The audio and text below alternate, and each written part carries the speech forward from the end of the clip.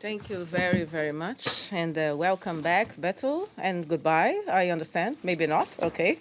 I'll leave that with you. Feel free.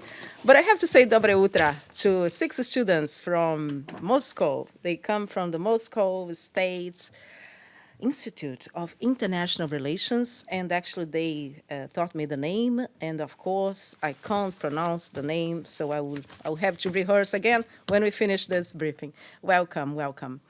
Well, today the President of the General Assembly chaired this morning a plenary meeting on the appointment of 4 half-time judges to the United Nations Dispute Tribunal. The candidates were from Barbados, Brazil, Germany, Netherlands, Malawi, Trinidad and Tobago, and Uganda.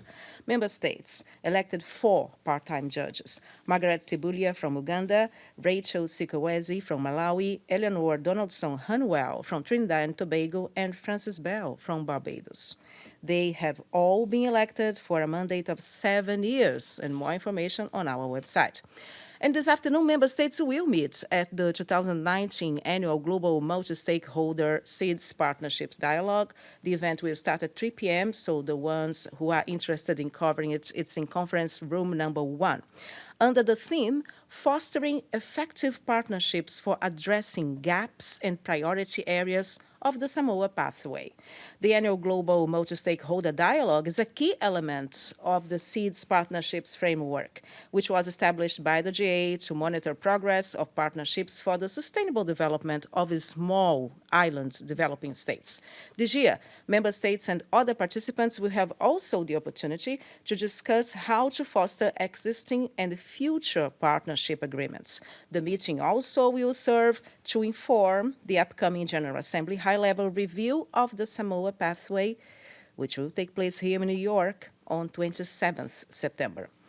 And finally, the PGA started her day by chairing the plenary meeting at the J Hall on the elections of the UN Dispute Tribunal judges. She later met with the ambassadors of Jordan, Her Excellency Sima Sami Bahus, and Slovakia, His Excellency Michał Milinar. Both are co-facilitators in the ad hoc working group on the revitalization of the work of the GA. Later today, the PGA will meet students of Montclair University in New Jersey, but they will be here at the UN. And this afternoon, she will hold a bilateral meeting with the High Representative for the least developed countries, landlocked developed countries, and the small island developing states, Ms. Fekta Maloa Witokamanu.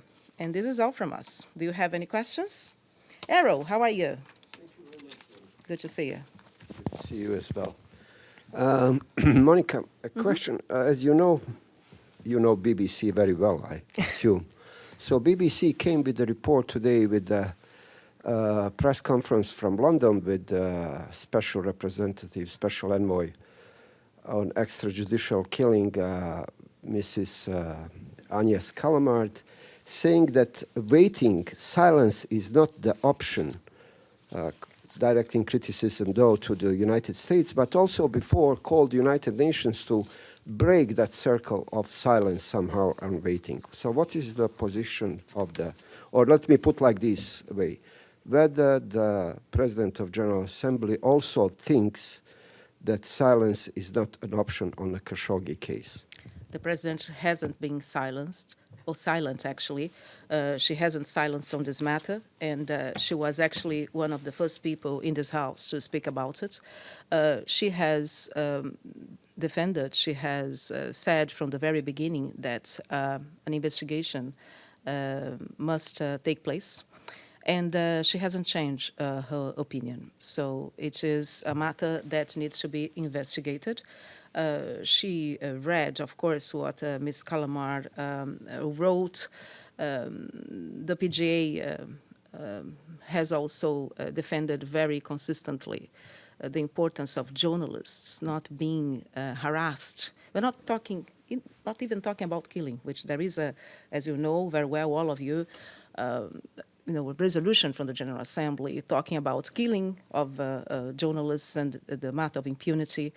But we are talking, the PJ has been consistent in saying that journalists should not be harassed, should not be impeded from doing their job, because they tell the stories that sometimes or many times, many people don't like, but must be told.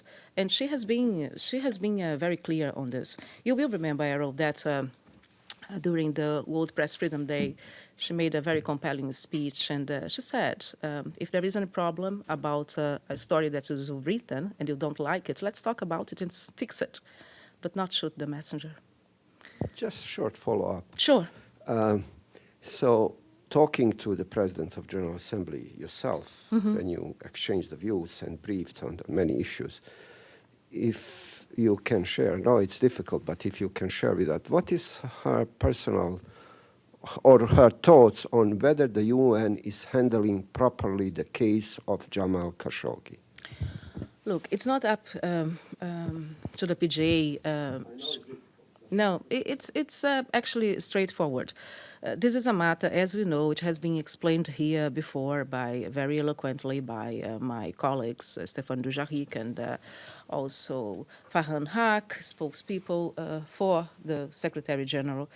The entire procedure on an investigation taking place, member states will have to request it. We understood the process. So it's not up to the PGA to say if the UN is handling this properly or not. I think we had a report by Ms. Calamard. We now have the findings, and it's up now to the competent, I would say, actors to make a decision. Yeah, but the PGA, from the very beginning, I still remember, because if you probably don't remember, but it was actually the second day of my starting briefing you here when that happened. And for 2 weeks, we were here wondering what happened, and now we know. And the PGA from the very beginning was very clear, and she remains by what she said. So, anything else? I see some of you. Welcome back, Elena from Lusa, and everybody. So thank you very much for staying. And I see you tomorrow. Thank you. Bye.